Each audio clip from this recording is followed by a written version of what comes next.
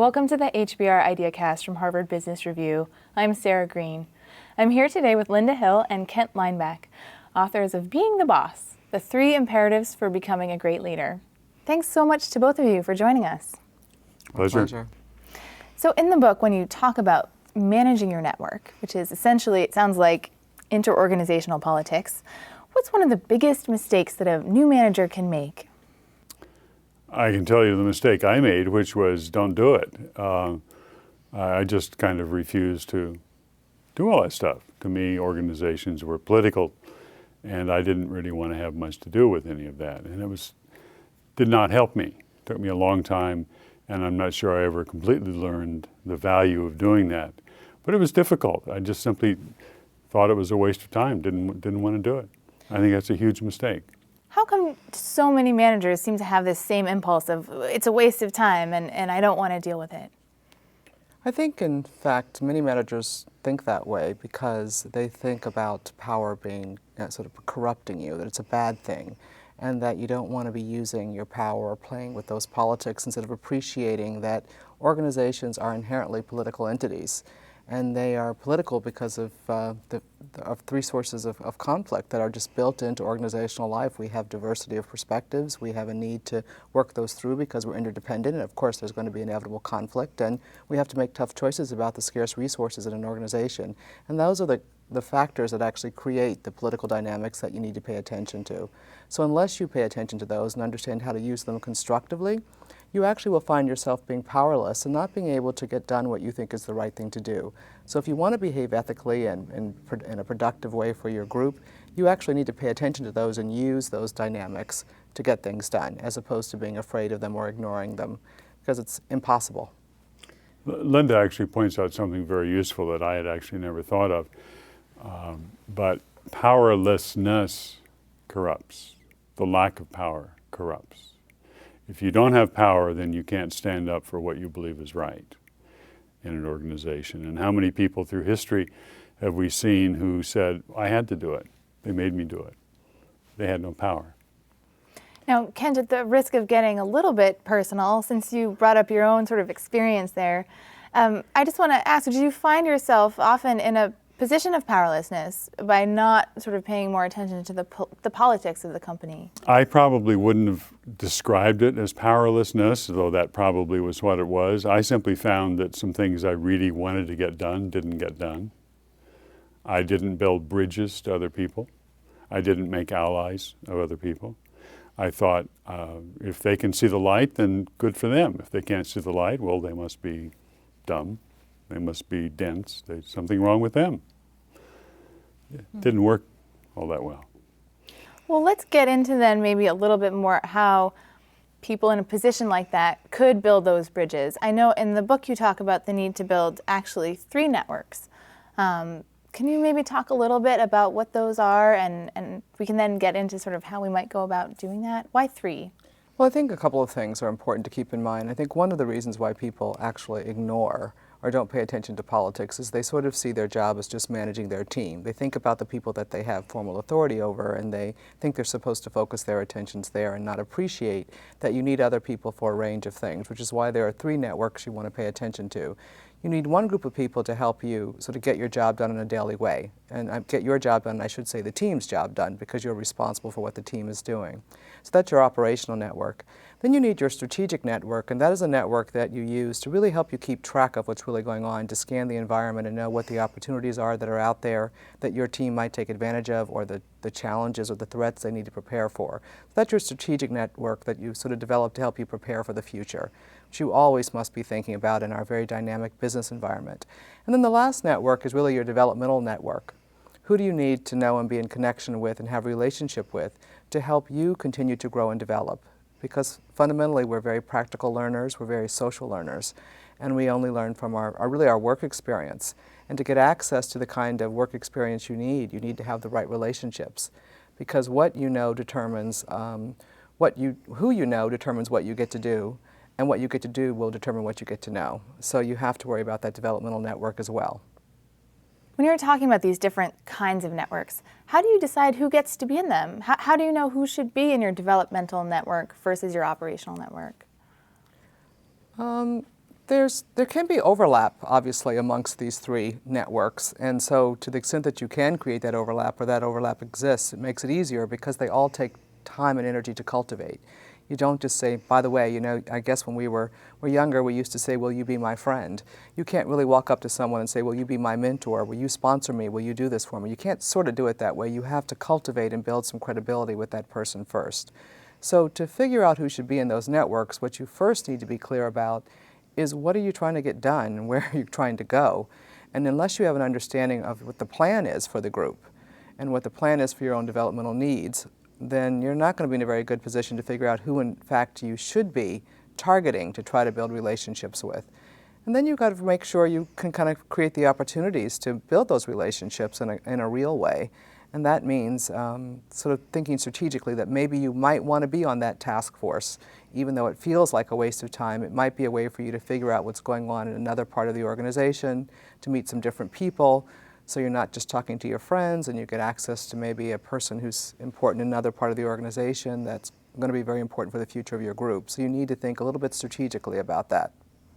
You also need to understand the company and where it's trying to go, because your plans need to fit with the company, and you need to understand how the company is going to work in the future. You need to understand how your group's plans fit with that. And if you don't, is that, perhaps indicative of a bigger problem, or is that the kind of thing you could figure out by paying more attention to your network to get that kind of information flowing to you? Well, I think sometimes we act as if you can come up with what your plan is by sitting at your desk and sort of writing out, oh, this is what I see. It's like an analytic task.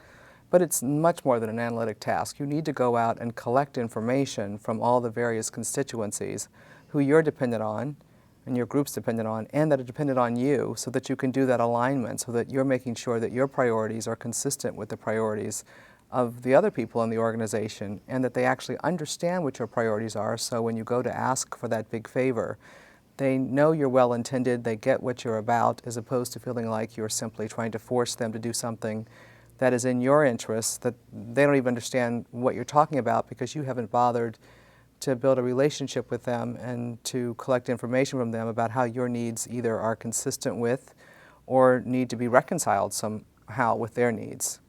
I think that's an important point, because you can't create a good relationship by only seeing someone when there's a problem. Problems are not a great way to build a relationship. You need, as Linda says, to create the relationship, and then the problems get seen and dealt with in the context of a relationship that already exists. I think what happens for people like me is that we all create networks. We don't live in our offices and never go out, but we create networks with people we have to deal with. We have no choice to do the work. And we create networks with people we like. And the people we don't like, we don't want to bother with. And I think one of the points we're making is that you don't have the liberty to make that kind of distinction. You need to identify the people that you need to do your work and who need you, because they're going to make demands on you. And you need to consciously go create relationships with them. And the personal chemistry doesn't have a lot to do with it. I mean, you may want to have a beer or a coffee or whatever with some of them, not with all of them, but you need to have a relationship, and it doesn't have to do with personal chemistry. And I think that's quite important to pay attention to, particularly now that we have global companies. It's always easier for us to build relationships with people who are, quote, like us, independently whether we like them or not, that are more like us in the various characteristics that, demographic characteristics, same culture, whatever it is. But if you only build relationships with people who are like you, your same culture, your same kind of background in a global company, then for sure you don't have those relationships you need to get the job done in implementing a global strategy. So you're going to have to figure out how to build a relationship with people who might, be across on the other side of the globe, who have grown up with a very different perspective about authority, about time, about a whole range of things. And you need to work all of that out with them when there's not a whole lot of urgency, so that when you really get down to working on an issue or a problem or taking advantage of an opportunity, you understand each other. So we've sort of been talking about how the manager in this case sees other people. But actually one of the things you encourage people to do in the book that I think is really useful is to sort of turn that lens around and ask, well, how do people see me? Do they trust me? Do they like to deal with me? What are some signs that, because it's kind of hard to be honest with ourselves on this topic, what are some signs that people might not trust you or might not like dealing with you, even if they like you as a person? I think one of the examples we use in the book, which is an incident I always like to use, is when you go to a meeting and you discover that some of the people had a meeting before the meeting and didn't include you. They decided what was going to come out of the meeting of the larger group, and you weren't part of that. And you're not part of it for the reasons Linda said. You're not considered powerful. Maybe people don't like to deal with you. It's rare if someone likes you that they cut you out. Usually it's the other way around. You can be competent but not nice to deal with, in which case people will cut you out. You need to see yourself as other people see you. And you need to, as Linda I think always talks about, you need to understand how you make other people feel when they're with you. That's a point of view that most of us in management don't often take. It's how do people experience you and how do people experience themselves with you is one of the things we tried to explore a fair amount in the book, and to help you really, to force you to kind of think about that. But those are hard questions, and so you constantly need to be checking in and getting feedback on that. And one of the things we talk about in the book is about what happens if you're a competent jerk, which is a very technical term that that one of my colleagues actually came up with. And what you find is, if you're a competent jerk, when people think you're competent, at first they will deal with you and you will be a part of a network. People will come to you. But the more you abuse them or the harder they find it is to work with you, they don't care how competent you are. They kind of act like they work with you, but they don't. They avoid you, and you are no longer included. And what you will discover is that you will lose your competence, because again, we really get our competence from other people, from interacting with other people. That's where expertise comes from.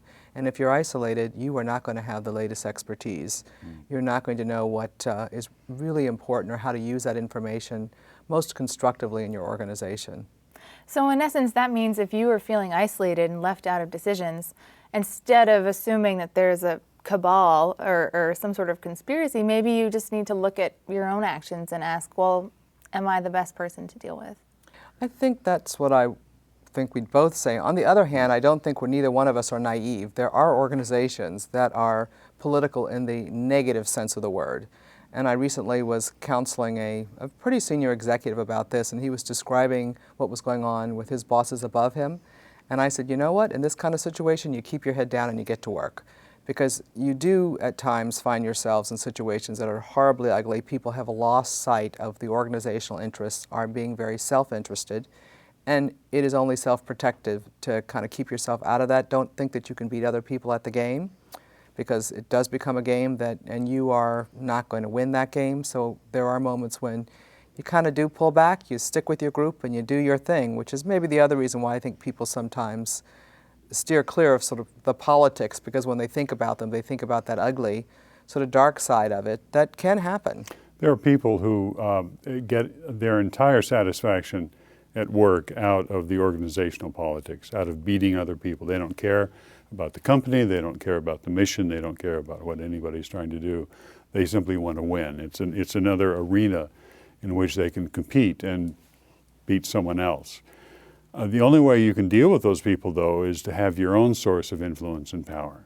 The way to deal with them is not, I'm not talking about dealing with higher ups, the example Linda just gave. There are situations where you need to just stay out of it. But in general, the way you deal with people who try to abuse their influence in the organization is you need to have your own influence. Simply hunkering down and doing the work and assuming that everyone will recognize the right answer, good work, and all of that will speak for itself, sadly, too often is not the case.